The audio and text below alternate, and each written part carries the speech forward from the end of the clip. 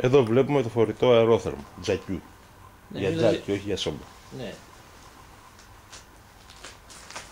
Διαθέτει κάγκελο. Πολύ κοντά έχουμε, δεν γίνεται. Εσύ θα κανονίσεις την απόσταση. Δεν φτάνουν τη ραμόλα. Α. Θα βάλεις το ένα να σε τραβάει. Εμπρός στο φίλο.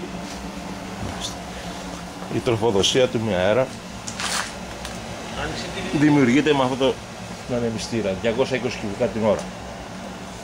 Λοιπόν, το βραχίωνα στέλνει τον αέρα, δίνει στις μισές σωλήνες, γυρίζει και ξανακατεβαίνει. Η εξαγωγή του είναι από εδώ. Να το δούμε και από μακριά. Περιγράψε και το σιρτάρι. Θα περιγράψω σιρτάρι. Τι θα κάνεις? Ο καθαρισμός γίνεται από εδώ. Στέλιο, πριν τα ηχογραφήσεις... Πρέπει να τραβάω και να φεύγω πίσω. Ναι, πριν ηχογραφήσεις, Ναι. θα τα γράψεις, θα τα καταχωρήσεις. Δηλαδή θα περιγραφεί θα τα κοιτάξω. περιγραφή βραχίωνας, περιγραφή σωλήνων.